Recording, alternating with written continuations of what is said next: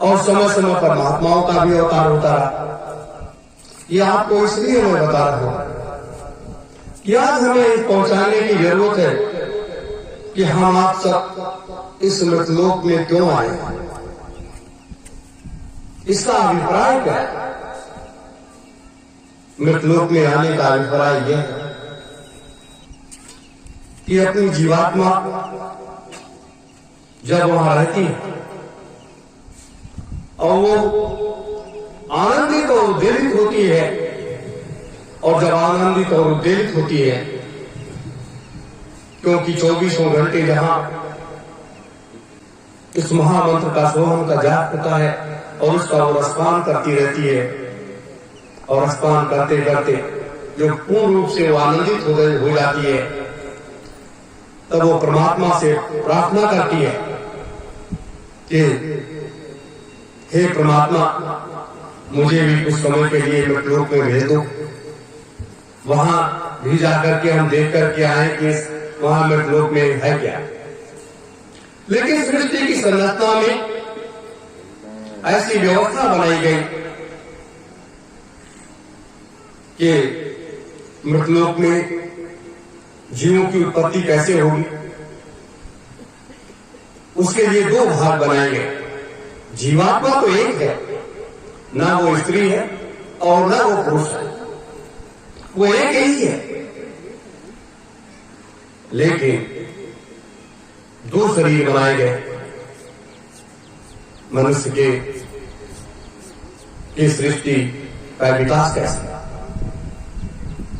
और जब थोड़े समय के लिए हमें आपको इस मृतलोक में भेज दिया गया, हम आप इस मृतलोक में आए, तो आने के बाद यहां जब देखा यहां की सारी स्थिति, वहां तो हमें मकान बनाने की जरूरत है नहीं, वहां तो परिवार बसाने की जरूरत है नहीं, वहां तो धन दौलत की जरूरत है नहीं, वहां खाने पीने की तो जरूरत है नहीं।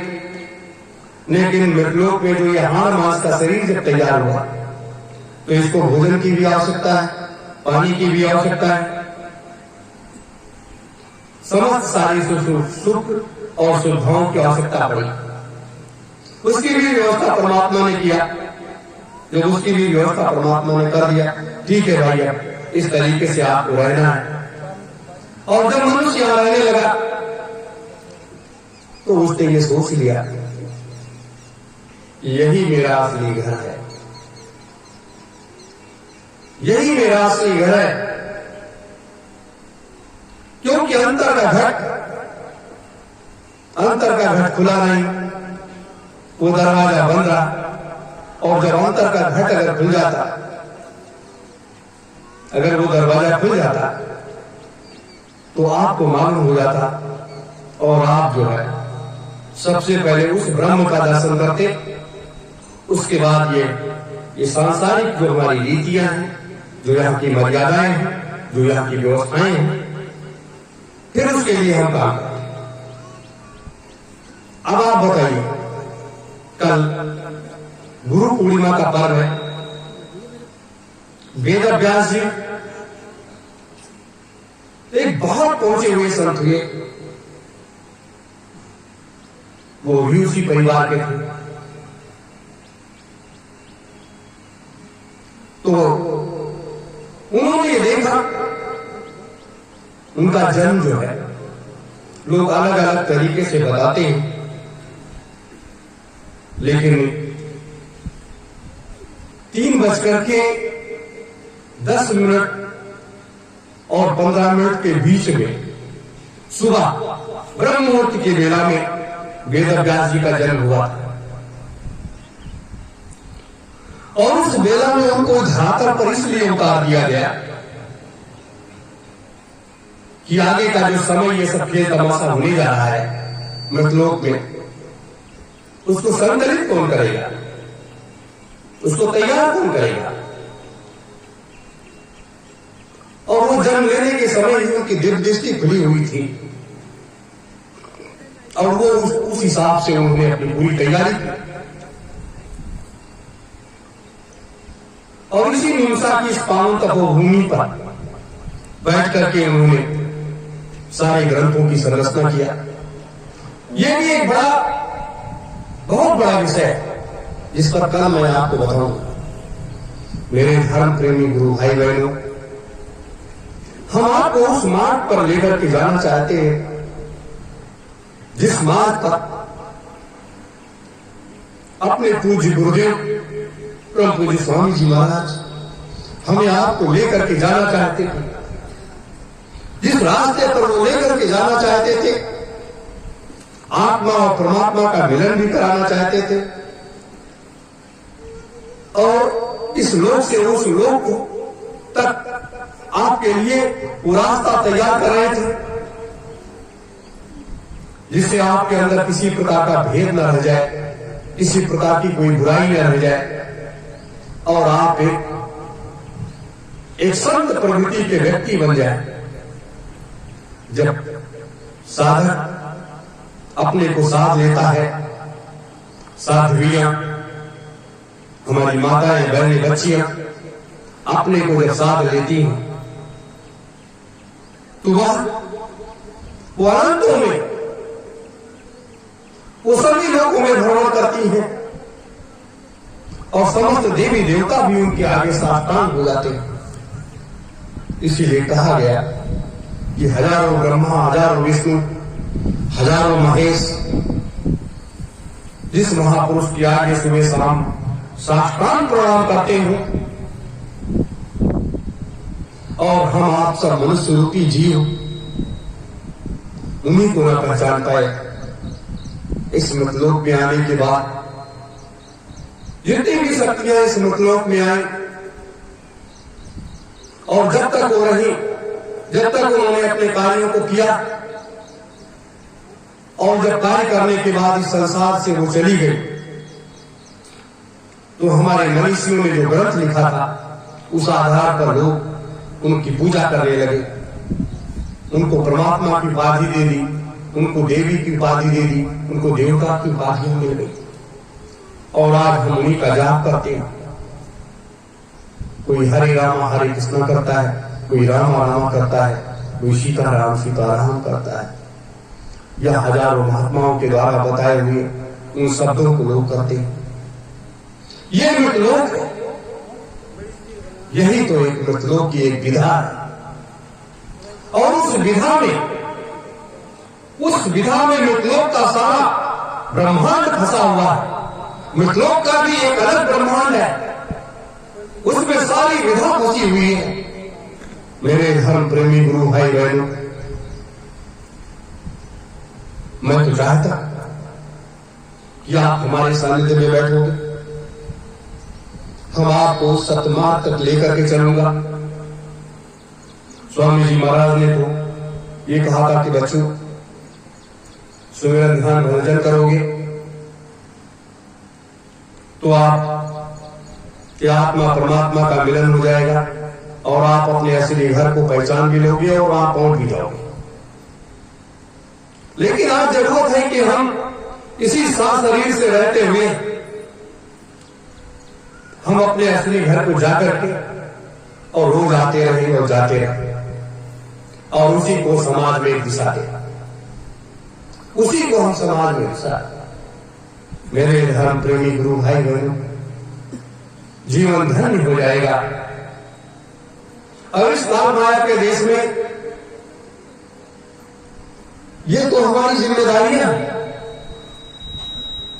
ये इस काल माया के देश में हमारी जिम्मेदारियां, हमारी मर्यादाएं, हमारे माता पिता, भाई बहन, पत्नी, बच्चे बच्चियां, समाज, ये हमारी जिम्मेदारियां। इससे विमुख तो आप हो नहीं सकते। ये भी विमुख होने के बाद इसका भी कलंक लग जाता है। राजा भर्तृहरि जब इससे विमुख हुए, भले वो बहुत बड़े संत हो गए, लेकिन उसका कलंक जो है उनको 5 जन्मों में जाकर के पूरा कर पाए, उससे मुक्ति मिल पाई। इसलिए इन जिम्मेदारियों का भी निर्वहन करना चाहिए। मेरे धर्म प्रेमी गुरु भाई बहनों, हम आप सब आज इस सतयुग तीर्थ की पावन धरा पर बैठे हुए हैं। अपने लोगों का उद्देश्य लक्ष्य क्या? प्रथम लक्ष्य है युग परिवर्तन, सतयुग स्थापना, महायज्ञ, जिसे हम चौथा महायज्ञ कहते हैं। ये अपने पूज्य गुरुदेव परम पूज्य स्वामी जी महाराज का एक बहुत बड़ा संकल्प। ये महायज्ञ, चौथा महायज्ञ ही 3000 वर्ष के लिए सतयुग की स्थापना करेगा, 2 लाख वर्ष के लिए संत युग को लेकर के आएगा। ये चौथे महायज्ञ के होने पर ये व्यवस्था हो, उसके पहले नहीं। और इसकी व्यवस्था मैंने कई बार बताया, भगवान शिव ने 88,000 ऋषियों के माध्यम से पहले से बना करके तैयार कर दी। तो इन चीजों को जानने के बाद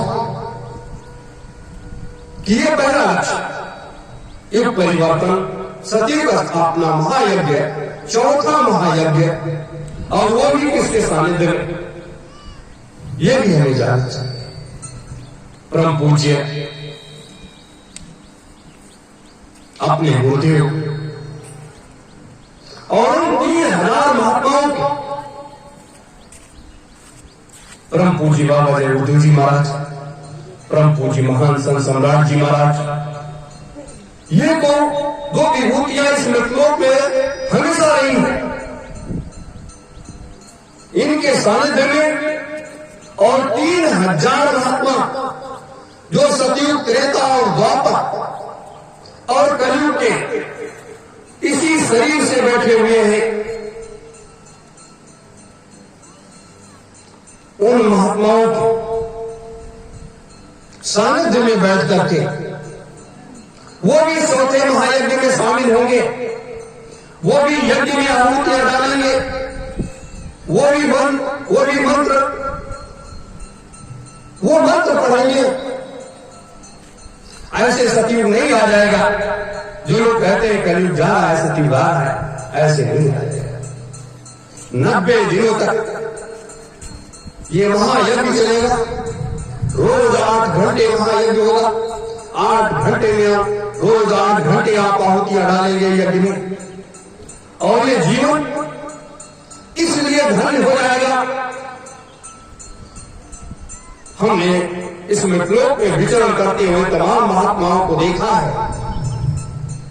तमाम महात्माओं को देखा, लेकिन सतयुग और त्रेता और द्वापर और कलयुग के ऐसे महान उन संतों को तो नहीं देखा है।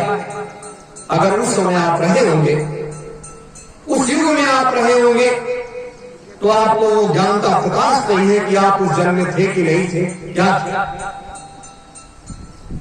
ये एक सबसे बड़ी, और उनके सानिध्य में आपको बैठने का मौका मिलेगा, उनके साथ यज्ञ में आहुतियां डालने का मौका मिलेगा, उनके द्वारा उच्चारण किए जा रहे मंत्रों को आपके कानों में पड़ेगा, और आप अपने नेत्रों से उनका दर्शन करें, उनके चरण रज आप माथे लगाएंगे। आप जानते हैं कि आपका जीवन धन्य हो जाएगा, और जितने लोग छोड़ करके यहां से चले गए हैं, उनका जीवन नर्क हो जाएगा। इसलिए उनका जीवन नर्क हो जाएगा कि वो चाह करके भी ऐसी जगह पर दोबारा पहुंच नहीं सकते।